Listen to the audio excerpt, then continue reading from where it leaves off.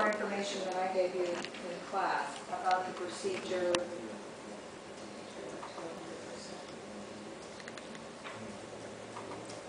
Okay.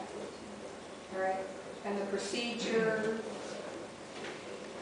and tips for using them. So it's just 2 pages, so kind of a nice little summary of that strategy.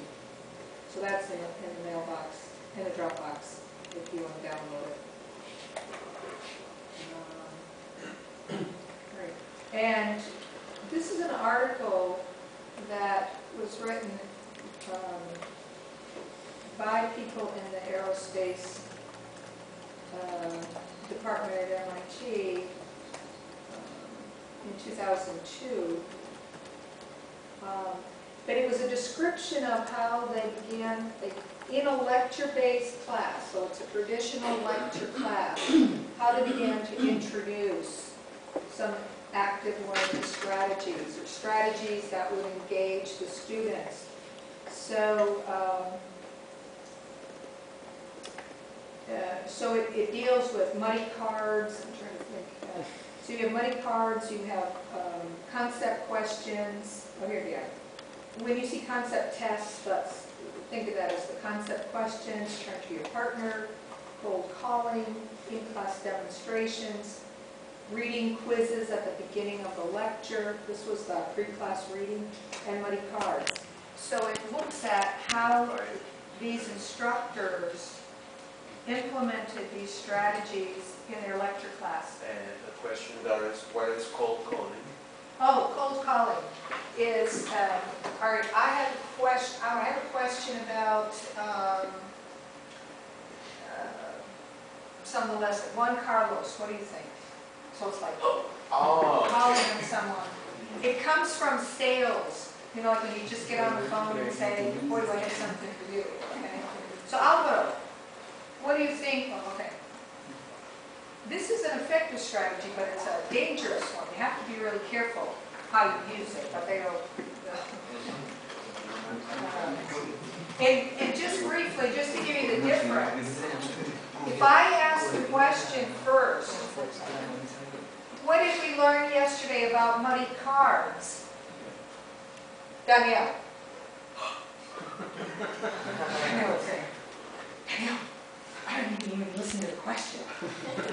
So now he feels really stupid because he's not going to say, I didn't hear the question. He might say, we repeat the question, but look at how different it is. Danielle, what did we say yesterday about money cards? Okay, it's same cold calling, but now he knows that's his question. Okay, let me think about the question. Okay, so just reversing where you put the person's name makes a big difference. Okay? Anyway, so that's cold calling. So that's that article that, again, because it's the beginnings of what we were doing with CDIO and teaching and learning in 2002 at MIT, it was helpful. This is the pedagogies of engagement that we talked about, and that's in your mailbox, I mean in your Dropbox.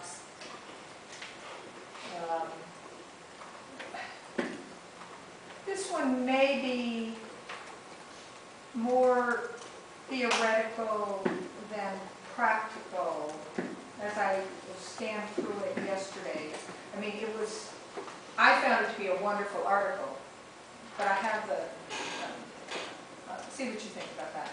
And then a couple of others that we put in there that have been in there, but we didn't highlight them. When we talk about an integrated engineering curriculum, this research, and by the way, at the School of the Mines, Colorado School of the Mines, they do some wonderful work in engineering education.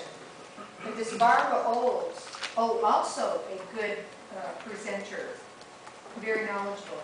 And for a couple of years, she was she was the president of ASDE. She no longer is, and then worked for a while.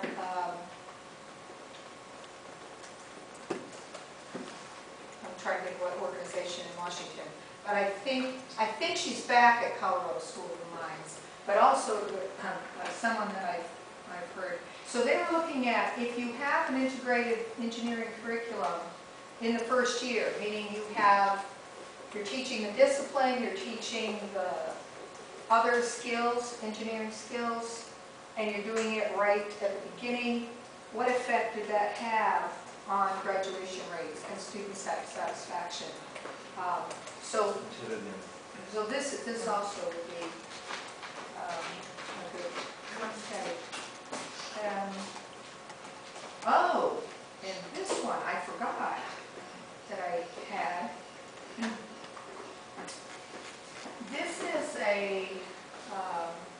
and I have it as a PDF file, but it's a small booklet that was published in 2006.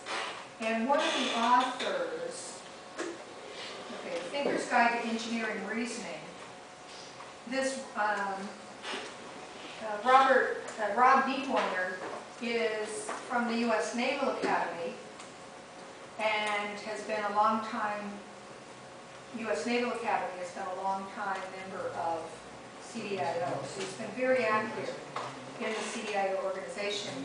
And he published this booklet about critical thinking and gave permission, which is why I have it as a PDF file, gave permission to us to distribute widely. So when you look at the skills and how they're defining it, which I thought was kind of, they have a model of engineering reasoning, which is the spirit, critical thinking is all of that. So they're really looking at engineering reasoning as critical thinking. So they define it, okay, and they apply it to specific engineering disciplines. So what does critical thinking look like in some of these disciplines? All the way up to how do you evaluate an engineer's or an author's reasoning, how do you evaluate the critical thinking, and so forth. So I think this might be, and it's not, well, you can tell the number of pages, it's what, 50 pages. Stages of critical thinking development, evaluating student work in engineering. So they have a website, this Foundation for Critical Thinking .org. So you might want to download that from Dropbox. You might find that helpful. And of course, when you come back to that, to critical thinking, I don't know, is everyone aware of this book by your own professor? Of course, okay. Oh, this is for me? Oh, thank you. I was bringing it back to you to organize. But the table on page 29,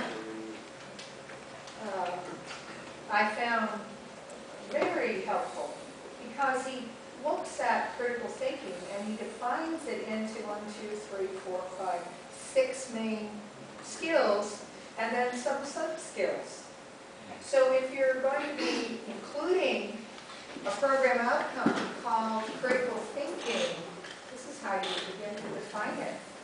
Because if you were to say to me, right, how do we evaluate critical thinking?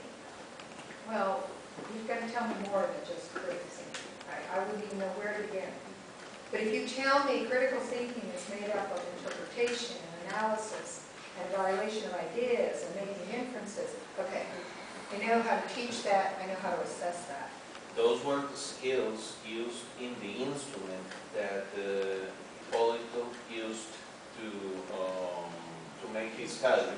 He used these things, but it's a useful... He conducted a survey with many of the students of the university and used a survey that asked questions about those 6 skills.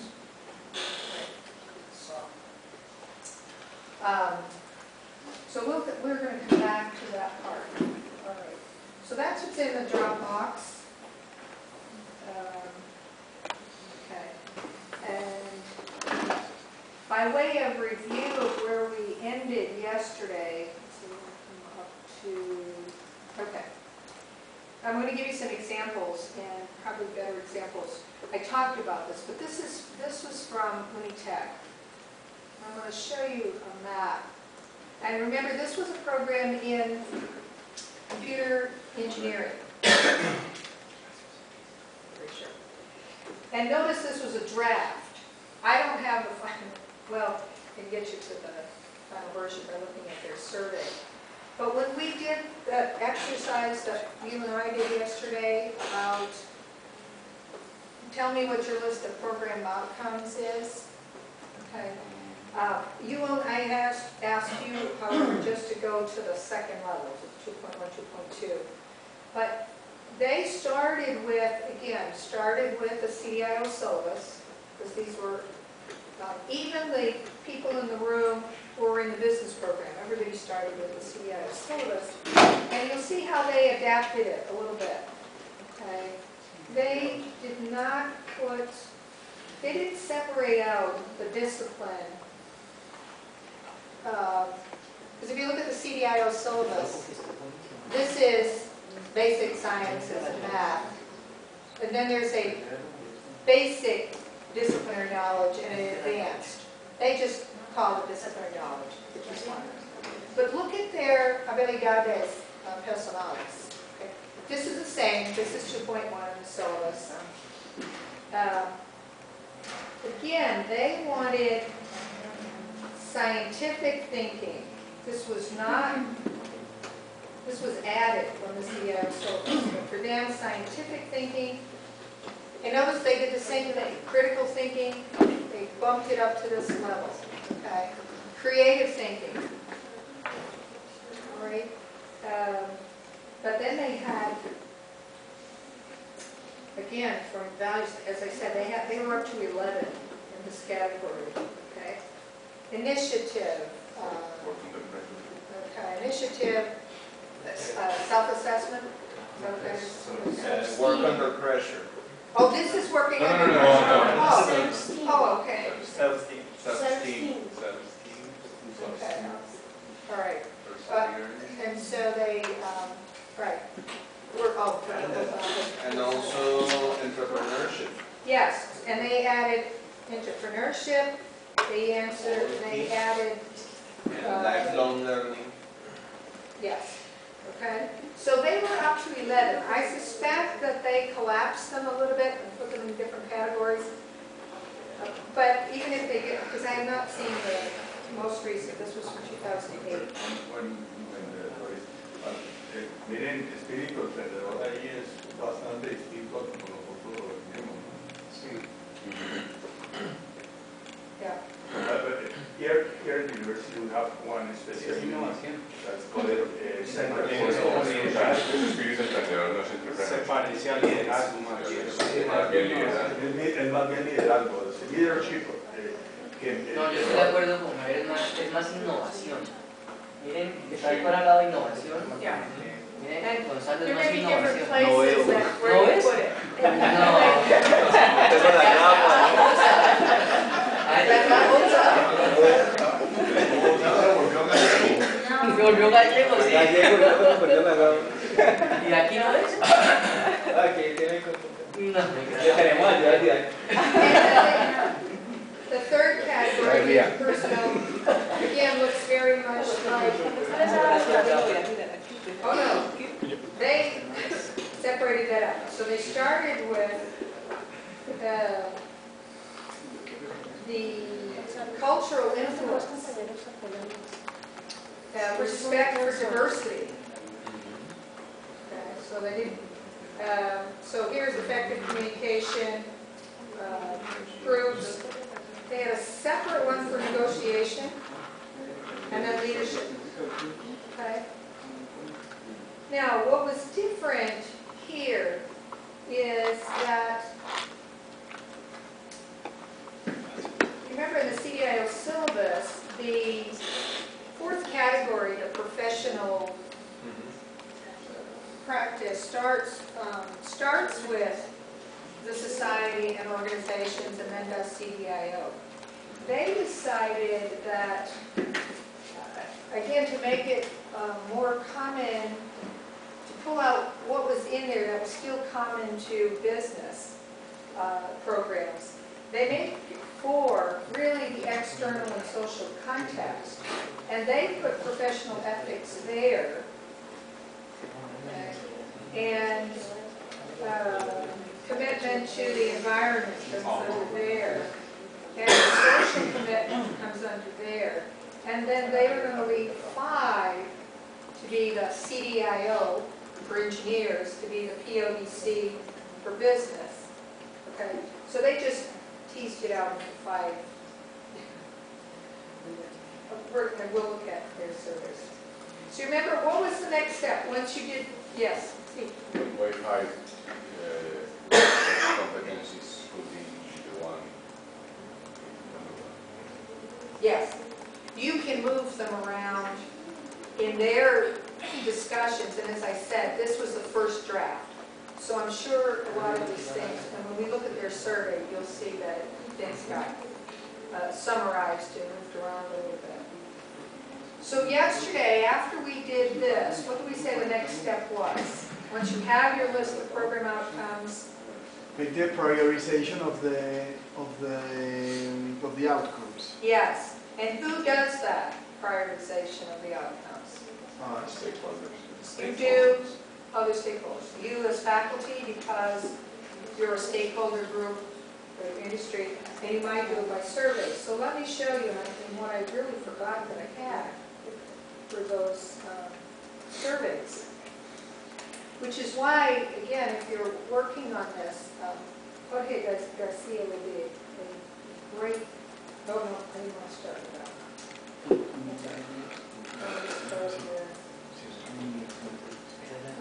The engineering one.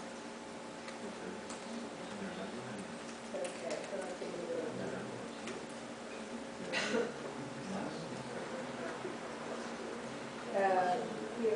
where's the survey? Here is the survey that they sent to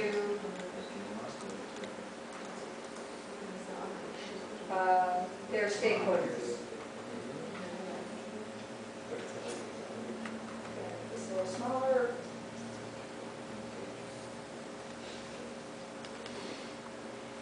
Okay, help. Oh, wait a minute, I can get at. Let me start here. Pause.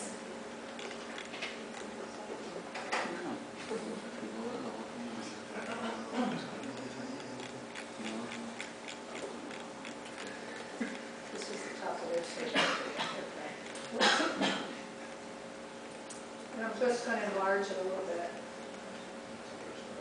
so you can see it. Okay. Okay.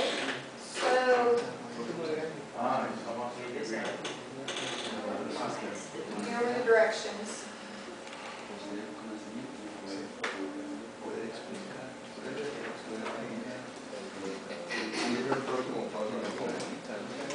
Excuse me, Doris, is our next step for us. We are going in this direction for the master's degree program. And follow the undergraduate degree and follow the master's degree with some consistency in the outcomes. Great. Oh, so that's a master's degree for that? Yes. Oh. I didn't even realize that. But, so, for example, let's look at the scale. All right, the scale that they used.